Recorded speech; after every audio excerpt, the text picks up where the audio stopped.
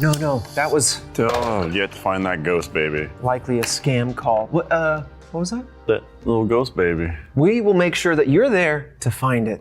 Don't you worry when we go ghost hunting. I think instinctively I might punt it. The ghost? Baby. The baby? If a little, I don't look, it could be a grown man baby or a grown person, doesn't matter. If it's running at me like you know what? knee height That's out of the darkness, but instinctively, I'm kicking it. I think like if, a field goal. I think you're valid. I think if something comes at you knee height out of the darkness I'm gonna kick it. in an abandoned building. Don't come at me out of the darkness in an abandoned building. Also, at knee level. I don't know how much babies are running anymore. So, if you see a baby running, that's pretty unorthodox. A ghost baby. The same thing with if a ghost runs at you, you either brace yourself or take a swing at it, but it's just gonna go right through you. I don't fully expect the spectral baby to go flying back into the darkness, but you kick through it and then you go right through it. This is instinct, you know what I'm saying? Yeah. Well, we're back, another episode. Welcome back to Case Files. We got another episode here for you. Thank you all so much for your support. We are able to do this because of your support at the 5-year anniversary stream. So we have now this studio space, thanks to Straybird Studios, our friends who have put this studio together at our behest, and we will be dismantling it at the end. Or possibly tactic that we're going to try out that's different, cement over the place. That's a great idea, and I almost forgot about it. With everyone in it. Right. Oh, that's what we do. We book a 2-hour time slot. So they have to be here. They have to be right. here. Then we cement over the place.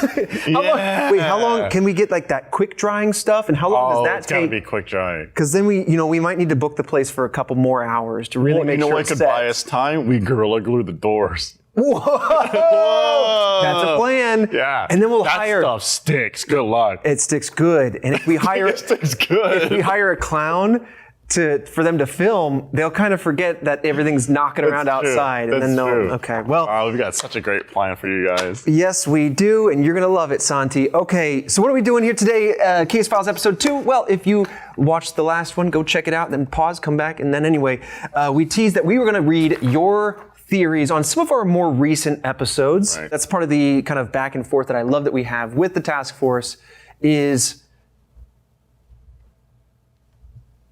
There we go. Is the fact that we'll put out an episode and you guys are so great with your interaction, comments on Spotify and other podcast platforms, but also on Patreon and of course in our Discord. In no particular order, we are going to go looking back at a few different cases from this year here in 2025, and then going through some of your theories, some of your thoughts. No particular order. Do you remember the Hollandwell incident? The moment where there was many bands coming to this field, competing against others for standing still and things of that's at least my memory. Well, they competed together, like Nick Cannon did in Drumline. Right, and then and there's the boxing part too. Yeah.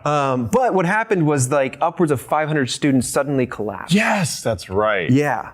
And they were thinking was it a heat stroke? Or was it contamination of something? Right. Yes. So the theory behind that. Yes. So this one comes from Stephanie Summers on Patreon. And they say, I haven't finished the episode yet, but here is their thoughts as they were giving it. 500 students alone, okay? Probably safe to say at least 200 more adults or siblings. I bet someone thought that they were being smart and cleaned the bathrooms with bleach. Probably dumped some in a bowl preemptively to deal with the overuse of the facility. So a lot of people coming into a place, I can imagine they really want to scrub down. Bleach is involved, they're saying. A couple hundred people urinating in bleach, and you've got yourself some man-made mustard gas. Whoa! So they said it wouldn't be weapons grade, so the effects wouldn't be catastrophic. Yeah.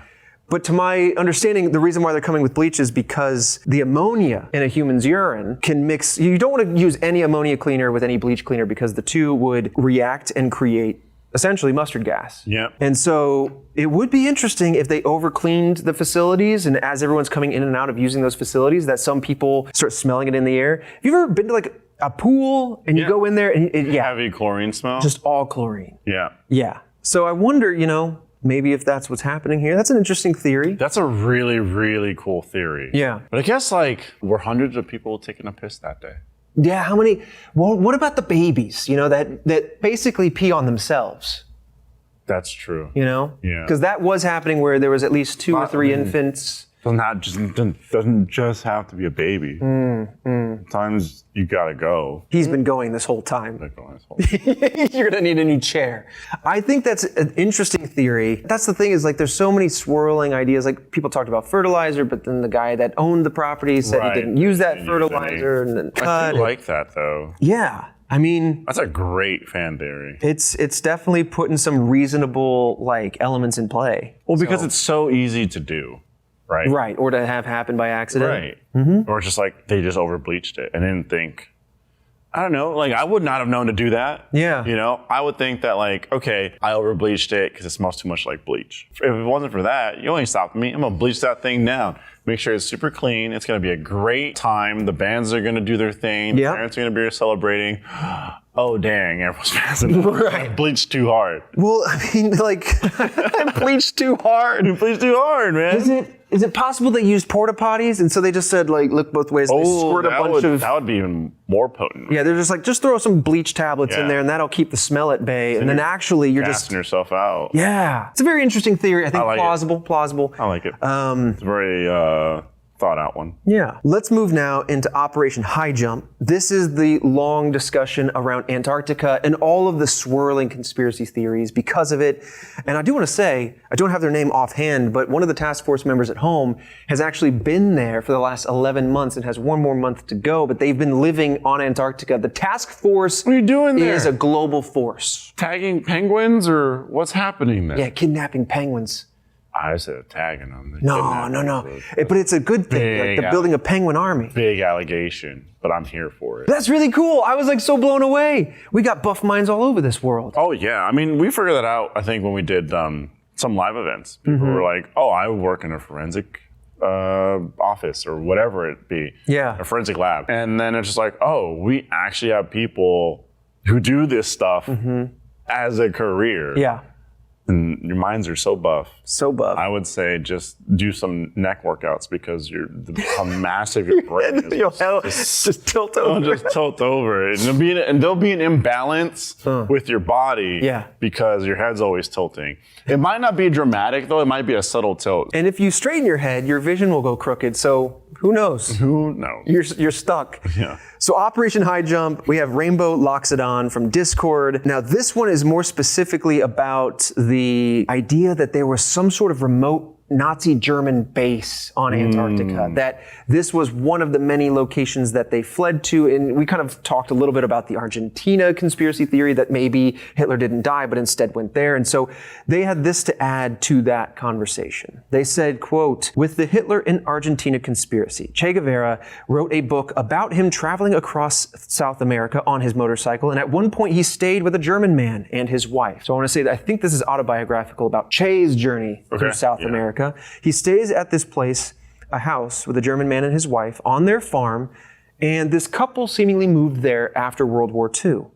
Now, when he describes the physical presentation of this man and his wife, it seems that per Rainbow here, that the description was unintentionally describing Hitler and Eva, his wife. And so, I mean, you know, I'm sure like the mustache would be a dead giveaway because there's not a lot of people rocking that, especially after. But you also could just shave it. You could also shave it. You could just shave it. So, I mean, here's the thing. I don't have the quote from Guevara here on the physical description of these individuals, but apparently this has been fuel for that conspiracy, more fuel for that fire to keep it going. Latch on to. Yeah.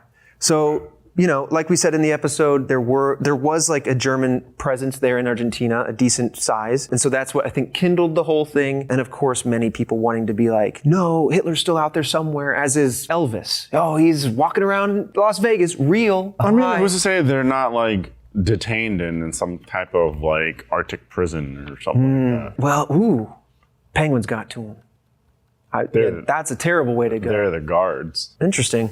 Well, interesting. I appreciate the added like context to that theory because I didn't know about that. The thought that like someone was describing a couple and it's like, that kind of matches. Yeah, like, that's an interesting, just like in passing. Yeah. I would be very curious. Part of me, my gut check kind of says like, well, what if it's just ambiguously German man and woman, and it's kind of a broad catch-all. True. You know? Well, that's why you need to hire someone naked with you at all times. Okay, go ahead, expand on that. I mean, if you were trying to travel somewhere, right? Yes. And you didn't want like your random person, like say that you, me, I think I know where and you're like going. Santiago, we're like passing by in the street. Are they gonna notice you? Right. Or are they gonna notice me walking by butt ass naked? Right. And I am basically a ghost at that point. He's gonna be focused on me and this naked body. And then not think and recall seeing you there. Okay. So it's a distraction. I got it. I got it. It's like a bait and switch. Operation cheeked up. Right. And Operation exposed. cheeked up. If you have someone causing a distraction with you everywhere you go, like no one's gonna notice the person that's just wearing like a black t-shirt and just moseying along. They're gonna be like, naked man. Why is there a naked man here? Yeah. Okay, so for all the politicians, because again, the task force reaches far and wide. Yeah. So for all the high-level politicians that listen to Red Web, there you go. Operation Cheeks. If you ever need to disappear, I'm saying. just be walking around with a naked guy. Just have someone naked in the public locations that you're passing through. Ain't nobody gonna pay attention to you. Nobody. If somebody winds up naked at the White House or some sort of, I don't know, whatever the main place in London is, that little house on that street for the, I'm sorry, I'm butchering it. It's got a name to it. But, so if somebody ends up naked at one of these places, start looking really closely. Start looking really closely. But not everywhere else. Everywhere else. Because they're running the bit on you. There's someone in a trench coat trying to sneak by. Yeah. Wait, there he is. Oh my God. You thought the naked person would distract me. Oh God. Okay. So bringing it back. I do like that. I love seeing all of the additive elements to a conspiracy theory. I love knowing what keeps it alive. Fun. Now let's dive into the Paris catacombs found footage, because this episode popped off. I think because of this episode and your guys' support and listening, it took us to number 6 of all true crime and number 25 of all podcasts. This episode went buck wild. Honestly, too much. Dial it back. All right, that's a lot of pressure. It is a lot of pressure. If you consistently have that level of performance, I get nervous. Task Force, you're already so talented and smart. I get nervous when I have to step outside of my familiarity zone and speak on things that I'm just researching that week. And I'm some buff mind out there is going to know. This isn't how it's put together. Okay, so the Paris catacombs found footage. I really enjoyed that one because it's something that started on television, became like an internet phenomenon as this went viral, kind of became folklore. And we walked through it from a neutral standpoint, but ultimately I felt that we were kind of debunking it just by way of actually analyzing it. Mm-hmm. But Space Pirate Vice, over on our Discord page, had a third scenario to consider. So this is what they said, quote, amateur cataphile goes spelunking into the catacombs after initial research. They would know enough to know what these painted marks on the walls are. And they say amateur because, according to the narrator, they are stopping every so often to film piles of bones and rooms, something that someone who had been down there before probably wouldn't do. So familiar with the environment, but not too much. They get way in over their head, though, as they continue going. And eventually they get lost. Eventually they start to panic, and they start to make a break for it. A panic attack or something like that sets in, they're saying. And they're so focused on leaving, we see this in horror movies, that they simply drop the camera, or they forget the camera exists, and then just in a panic, let go, and off down the hallway they run. Very movie-style found footage-esque. Yes. And then on the aft end, we're thinking, okay, then why haven't they revealed themselves? Well, Space Pirate says they refuse to return after having an experience like that and refuse to speak or out themselves in fear of facing any sort of legal repercussions. Perhaps they were embarrassed. No one files a report or reports this person missing because ultimately they never went missing. Right. It's just that they never came forward. Yep. Ooh, okay. Interesting. I mean, plausible. Yeah, absolutely. Yeah, I can see that. Yeah. I kind of like this because, we're sitting there, we record these episodes, you and I have our different point of views. Christian will chime in every once in a while. Mm-hmm. But there's things like this where it's like, this could have been the situation. We just didn't think of it. And so the task force but this crossed my mind. Yeah. And it's like, hey, good point. Yeah. I love that, and I love reading through these comments and theories because exactly that. Mm-hmm. as thorough as we try to be with our research and premeditating any angles that you might have, but also for you, like you're always coming in with the different perspectives, like maybe this, what about that? It is really hard to have a completely comprehensive exploration of this. Yeah. So, I mean, this totally makes sense. I think there's a few nuggets that we kind of talk about that, you know, it's the camera like lands the funk perfectly, stuff, yeah. but like, part of me likes this because it adds to the validity, but part of me hates it for that reason because then it just Right. becomes spooky again, and I start to Exactly. go like, yeah, there it is. That's him falling. Shane is on top of it. So that's the what the camera hell? falling down. You see him splash into the distance. It's cool though. I mean, it's, Yeah. I don't know. It's almost like a movie. Yeah. Really. Yeah. We just go, oh man, this happened. This was just so fascinating. Paris Catacombs is such a visually stimulating place. And then so to have this kind of mystery, and this one is just very vivid in terms of visuals. Oh yeah. So Very. love that. Which, like, hopefully, as time passes, things get more clear because everyone has a HD Yeah. recording device in their pocket. Right. So hopefully, when we have these mysteries and sightings of things, it'll be more HD. Right. All right, let's look at one more theory from that topic. This one, ooh, I love it. I love to get tangible because I started getting in there trying to assess the cameras of the time, and it honed us into the mid-90s. But let's talk about Labris or Labris from Discord. They said, I was given an old Sony Handycam DCR PC120 with Night Shot. Night Shot was the consumer-friendly night vision essentially at that time, so pretty new. And they were given it last year. So it's an old camera.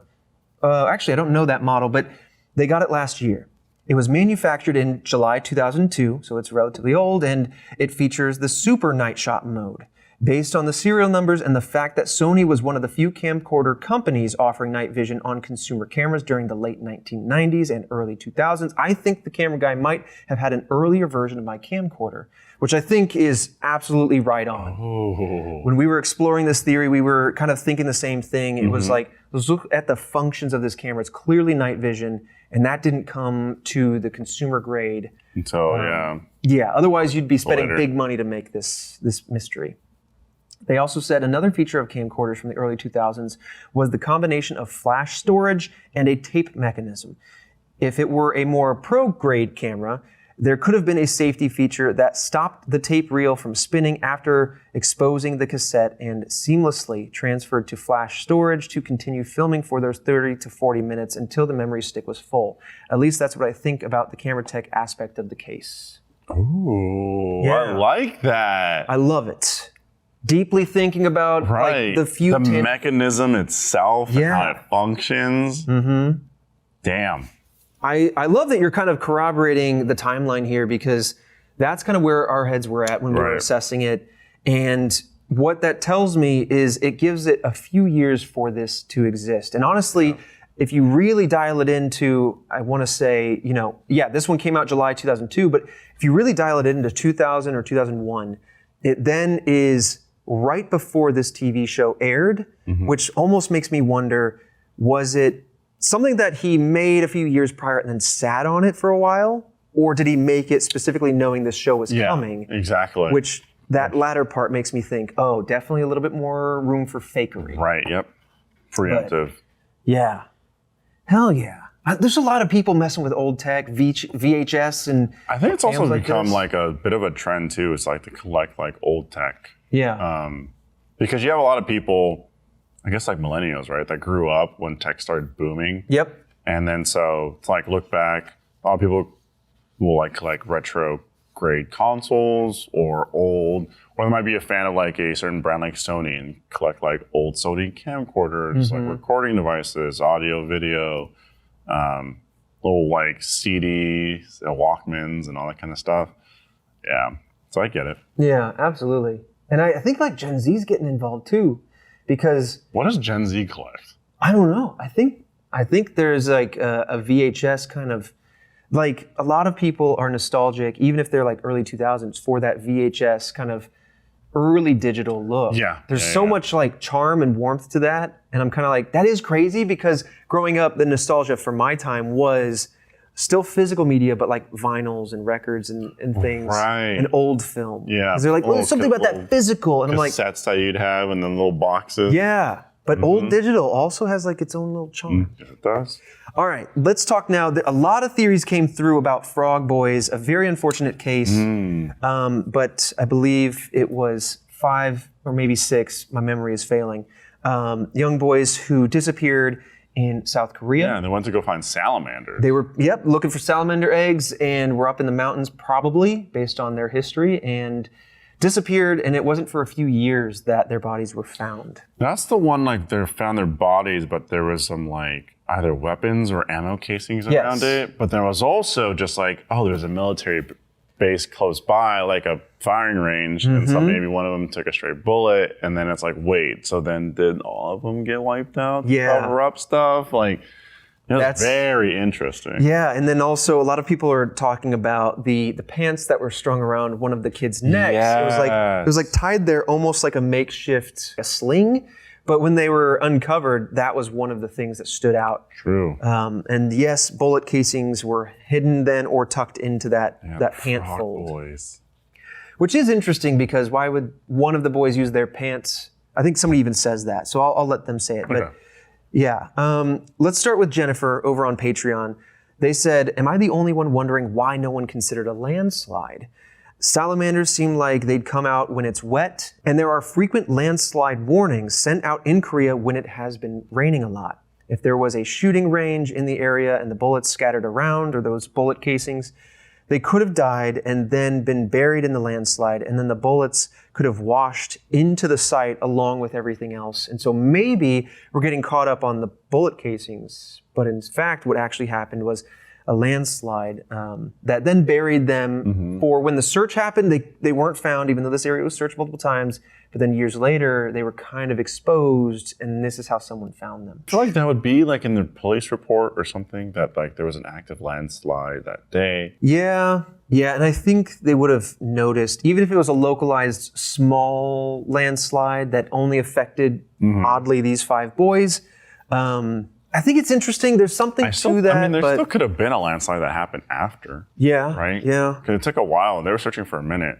So that could have been like the casings, like covering them up with the mud. So that could also be why, like, they were hard to find. Yeah. For sure.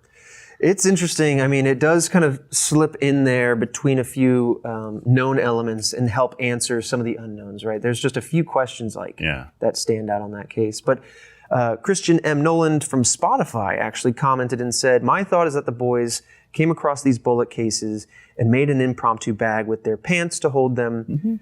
Then they could have been killed or buried by a rock slide. So similar theory there. Ooh. Another theory that they also mentioned is that if the firing range isn't just a rifle range, but it's an ordnance range as well, so like mortars or other explosives, and the metallic damage to their bones is shrapnel, right? Because they found some markings on the head. Scars and stuff like that. So instead of a blunt force object, it could have been shrapnel.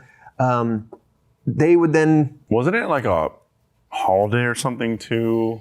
Yes, like, it was an election day. Election day, yeah. And so like, there wasn't supposed to be military there, but they were also kind of known to disobey a bit. I think it was along those lines. Yeah, like no one was out there like actively... little tidbits that I remember from this one. Yeah, no one was actively firing, but it wouldn't stop somebody from being like, well, I'm stationed here and I'll just... Yeah, I'm just rip off a couple weapons. The shrapnel part is very interesting, but then they also said that other people or other kids would have probably known about that before venturing there. It would have been a known dangerous area, but again... I mean, you could say the same bullets for, and shrapnel travel very far. Right. Like, yeah. I think that's interesting. They're, it seems like the task force is pivoting around a similar angle of like... Yeah, it's very interesting to see. Yeah. A lot of them be like, oh, landslide. Obs from Spotify actually replying to Christian there is saying that they agree that the bullets might have actually been an accidental red herring. Tying them up with their pants is something that you do if you found something cool in the woods, but you didn't want to hold on to it all day. Though I do know somebody else kind of pointed out that it was strange, like why not use pockets? It was cold out, so why take one of the boys' pants to do that?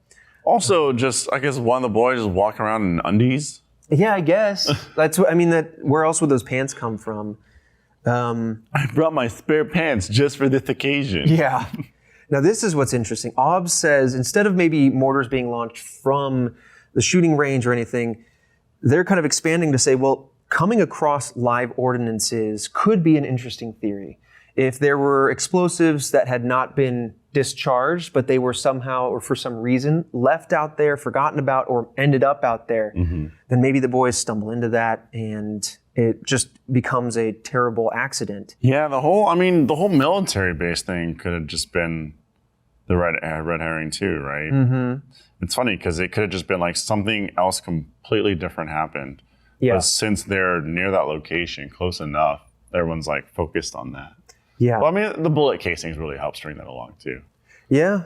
Well, Hal on Discord kind of pivots from that a little bit. Okay. Because that is really a good focal point, is like, why are these bullet casings here? It's especially when the shooting range is there. It really wants to, like, you want to draw in there, but they're kind of thinking that, you know, this kind of goes to the theory of somebody stumbling into them and doing something sinister while seeing these 5 boys out there. And to them, they're saying, well, there's no way that the kids are all taken out by blunt force trauma, which is one of the theories, without at least one of the boys being able to get away or call for help, scattering. Yeah, that's the thing. It's like, yeah, there's a group of boys. Mm-hmm. That's right. Even if it was shrapnel, I forget what the autopsy showed, but even with the shrapnel, it's like, did it hit all the kids? Mm-hmm. Yeah. You know, like fatally enough to like kill them? Could have, definitely. Right. Yeah. It seems like 2 of them had marks on their skulls, I think. I remember us talking about just like a couple of them did. Yeah.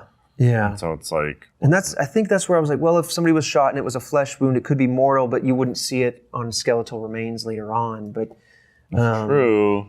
But this person kind of expands and they say, well, what if it's possible that while exploring, even, hey, maybe while collecting these shells or bullets, maybe they stumbled across something they shouldn't have. And I think we might have talked about this a little bit, but this is where they kind of expand and they say, maybe it was organized crime, some sort of event of that nature, or possibly some shady business, maybe even the previous government, because it was, again, at the early 90s, like a transitional period from one government now into democracy. And who knows, there could have been people who were upset about that, of all walks of life. And wow, they just stumbled across, like, I don't know, some shady business in the woods while hunting for salamander eggs, though. Again, the only thing I can point to is the nearby range, and if that had any sort of connection to the military. And I guess someone could have been like, hey, this is an off day. We're going to take advantage of no one being here, right? Do some shady deals, might sell a couple weapons or whatever, some bullet casings. Right, before, while the government's in transit, let's do some stuff that we otherwise couldn't do. I'll sell you some weapons under the table and make a few bucks. And oh God, suddenly 5 kids rolled up. Right. That's interesting. That's so extreme. It is very extreme. And it's speculative, but it could be. This is where Adams comes through. This was the person kind of wondering why wear the pants around the neck? Why do that instead of using pockets? Especially, that's what I'm saying. Yeah, especially if they were saying that, if they had buckets for the salamander eggs or anything. It's an incredibly bizarre way to carry these bullet casings. Even if they're just finding it and saying like, hey, this is something I want to keep. That's what I'm saying too, because I'm also just like, it's bullet casings and there's like 5 or 6 kids. Like, they got enough pockets. Mm-hmm. If you have like 5 people that are just like, we don't have big enough pockets. It's like, you don't need that many bullet casings. Right. There's like, beep. Right. Like, some size like that. Like, I could have 2 pockets full of bullet casing. Like, what am I going to do with this? This is good enough for the whole entire group. Space Pirate again here on Discord. They said, makes me wonder if the same group was in charge of some sort of search, right, for the kids. Ooh. And the same area. And that's why they didn't find anything. Oh, so yeah, if somebody's in charge of like searching this area, that's pretty good. But they're also the people that are like, I run this area. Oh no, I searched it and nothing. Oh yeah, don't worry about this area. I searched it 3 times. Or they guide the party and indirectly take them away from this spot. They said, from what I saw, it was 100 to 300 meters away from the military base's shooting range. So I wonder if the military was put in charge of the search there and accidentally missed the bodies. Again, this kind of brings in the conspiracy theory that the government or some entity within this military unit might have been covering something up. Let's move to a different vibe. The A3 ghost crash. This was the moment where somebody reported seeing a car go off the road, and they didn't stick around, but they called in this wreck. They said, I think you need to know a car went off the road around this mile marker or whatever.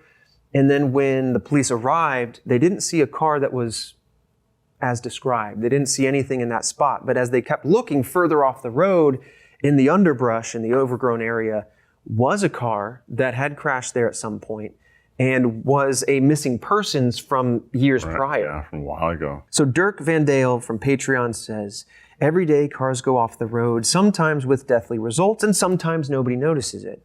Every day people report accidents, and sometimes the reports are false or the car is already gone when services are at the location. It is just statistics that both cross each other. It is like somebody that phones you while you just remember that person. Every day you think about people and people are calling you. Once in a while, it's going to happen it lines at the up. same time. Yeah. Yeah.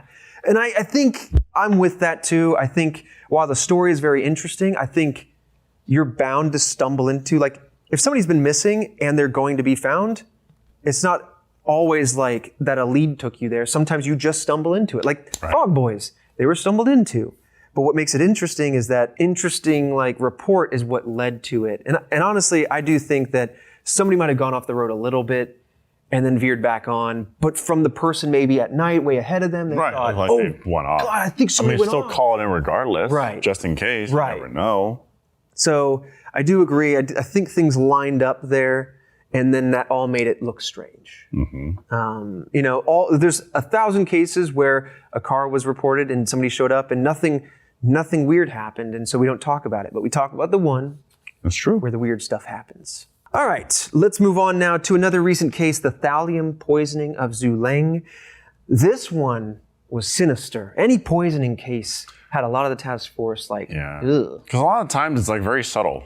Yes. And it's someone that you trust. And they're doing it over a long period of time. And so it's very diabolical of someone. It's not just emotions were heightened in that moment and someone, I don't know, fired off a weapon or accidentally shoved them or whatever it wanted to be. This is someone actively going I'm going to do this today and tomorrow and 3 days from now and next week. Yeah. Yep. And the thing too is they're slowly seeing them deteriorate. Yeah. And yet they continue. Yeah, it's so bad. You're right, because a fit of rage can result in something violent and dramatic. And not that person isn't culpable, but it's much more likely one would assume. It's all reactive. Right? Yeah, it's much more likely that someone blows up and a thing turns sour quickly. But you're right. Poisoning and continuing it going, seeing the results and continuing going, that's sinister. Yeah, that's bad. So the Void on Patreon said, thallium is a crazy scary poison. Oof. Since skin contact was enough during the Cold War, it was a favorite with espionage and attempted assassination as an impromptu poison, if they remember correctly. That's how toxic it was. I was so blown away that when you have spies and the government using it. Yeah. Right. Yeah. That's brutal. And then going into the deep end of that stuff. Oh, totally. But then you're also thinking this is a college environment. That's so sinister. But yeah, it's highly toxic. Dinkelberg65 on Patreon said, anytime you get something like a poisoning, it feels to them like a contracted hit. So they say that they have nothing to really back up that claim. It's kind of going on gut instinct here, but they feel like with the ties that the roommate had towards, I think, obviously Zhu Ling, but also maybe the chemistry lab, it's hard to think of anybody else dispatching this thallium poisoning. Yeah. So was the roommate the contracted hit person? Was this just a jealous roommate? It's hard to say. But they admit that the podcast is kind of screwed with their brain. So now it's a deep dive into a conspiracy. Thanks for another fantastic episode. That's what I'm saying. My brain thinks a lot differently now about mysteries after doing, 250 episodes? Yeah. I just go, whoa, could be that, could be that, could be this, could be that. I refuse to just take things at face value. I know that's so easy to do, especially when you talk about these over the years, to soften the threshold and start to go, much so. I just believe. Dangerous. You still got to critique an angle. And anytime, even when we speculate, I'm very cautious to say it's speculative. We're just theorizing things because you never know. But, it does come to mind the idea of a contracted hit, especially with the idea of thallium. But the motive starts to become weak. She was a brilliant student. She had a lot of things going for her, but an assassination attempt, a little difficult to swallow. But it does make sense that the roommate had something to do with it. Oh, it does. Ben Yandel on that one, on Spotify said, did anybody test her face for powder? The metal looks like it could be ground up into a fine powder.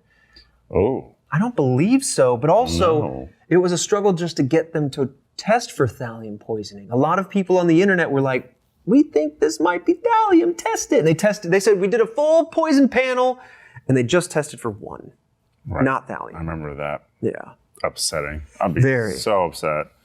Especially when that's the answer. Right. It's like, how do you get to the bottom of anything? Right? It's like, okay, you start testing, you start having theories, you test those theories, et cetera, and then you start checking things off. And you go, well, it's not this, I ran it through. It's not this, I ran it through. Granted, you could oversee things, but that's just I don't know. I feel like it's tampering in a sense. Yeah. Yeah. But then we also talked about government ties to the possible tampering and everything, and then that's when you start going down the rabbit hole. Then you could say anything. You know, maybe she was a superhero and her powers were starting to unveil themselves, and somebody wanted to not have that happen. That's right. She's like, I won't join the government's superhero panel. All right, well then thallium. Then you say anything. Okay, the last case we're coming back to for your theories is the death of Christopher Case. This one was very interesting, though, and not a whole lot of information. Basically, a man who traveled to San Francisco called back home after that week and said he felt terrified, that he was cursed, that something bad was about to happen, comes home, is found in his apartment, I believe in the bathroom, dead. Now, this theory from Umbra Feline on Patreon is very interesting. I don't know if we mentioned it in the episode, but I remember reading this comment. It says, a sense of impending doom can be a symptom of cardiac issues. So they're wondering, maybe, was he experiencing that, and it added to his paranoia.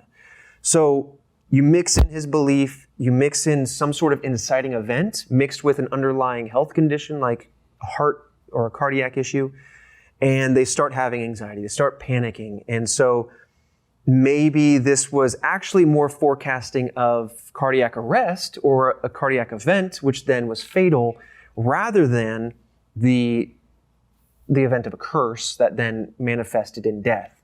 That's true. I guess kind of along the lines of if you're thinking that, some people think or believe in the fact that if you think you're getting sick, you strengthen that, and then your body starts to believe that it is, and then starts psychosomatic. Starts mimicking those symptoms, and then you're sick. I'm going to start believing then that I can fly. That'd be. I watched Gohan teach a human to do that. I don't think it's teachable. I think you're right. Her dad was Hercule. Yeah. And so maybe. I think that's just anime.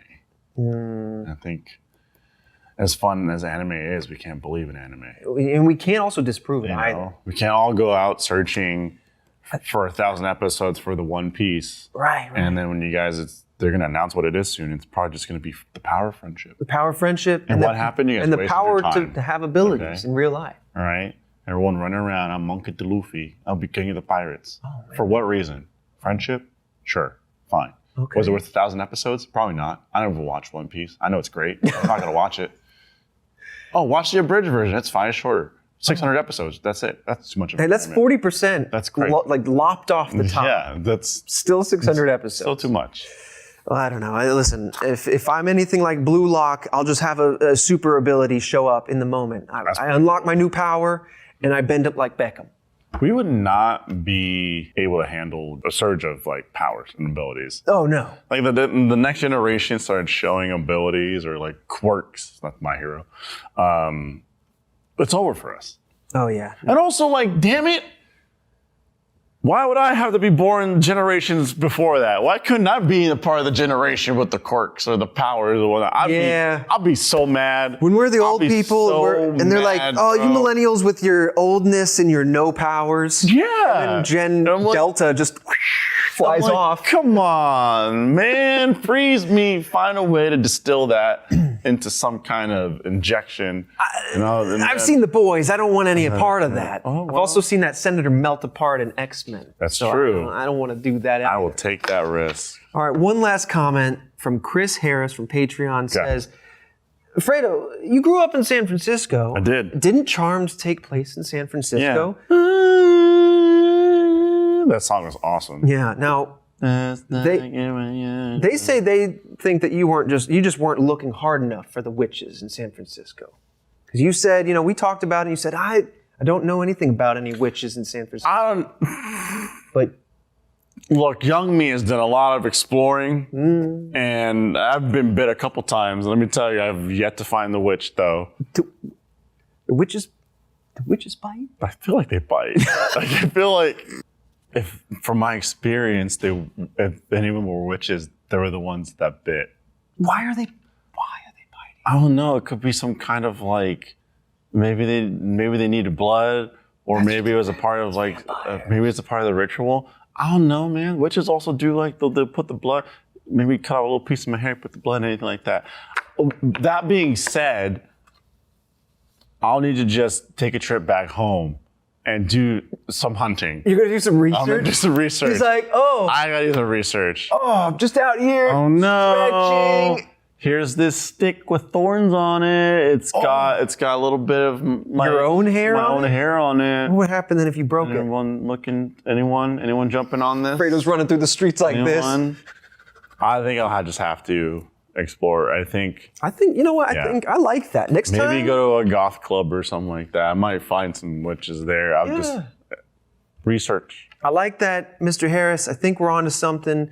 Next time you're going home to see G-Ma and the family. Yeah. Let's just do some nighttime hunting. On a dark night. The darkest night. On the fullest moon. On the fullest moon. I'm going to look. Exposed skin. Just reach around some corners, There's going to be someone out there on their stoop or their balcony trying to buy up moon water or their crystals or something. I'll start there. Is moon water real? I don't know. I know that I know a crystal girl, and when there's a super moon or whatever, it puts water out and then charges the water. Okay. Did we have a void moon the other day? It's like a new moon. It's like with the whole what are you? And it's what's your sign? And then I'm all right, cool, you're a Taurus or you're a Virgo, whatever the hell. And now they're well, what's your rising? Should we? And what's your second sign? I like all of this. And I'm just we're just adding more stuff to it. Yeah. More layers to predict. It's the people that are just well, my sign doesn't quite fit me. And so I want to attach another sign to that fits me a little bit more. Right. And then also just pick what I like out of the two. Well, you're picking and choosing now. You can't do that. That's like your psychic abilities. You're But I feel if there would be witches, they would start in that circle. Okay. I feel that's the end. One of their friends might be a witch. Got it.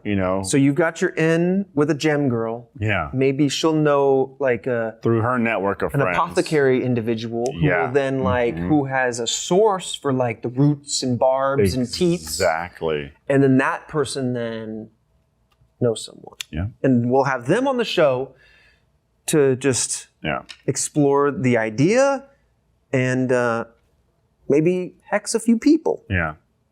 Yeah. I don't know enough about it, but I'd really like to know more. They also did try sacrificing someone I knew. Wait, hold on. That's the three. That sounds like a confession. Yeah. Well, they knew they had their friends over. And then it was a girls' night, and then they sacrificed one of my other friends. They danced around him, and they're we sacrificed you. Wait. So what? Okay. This sounds like a confession and a perfect time to end. Before someone goes away. Nothing happened. We've never seen that friend since that night. I've seen him. Well, then what's sacrificed? They failed. Oh. But I'm thinking, if they are, down to pretend to be, witches, then they might know witches. I feel that's a good start. Oh, no, you're right. I feel you're that's right. a great start. Right, because nothing's Start with the fake witches to get to the real witches. Mm-hmm. If you go out in public with the fake witches, you start saying, we're a coven, and you start looking around. Yeah. There you if someone's looking behind a corner, or a angry coat, at you. Say I'm a warlock. Yeah.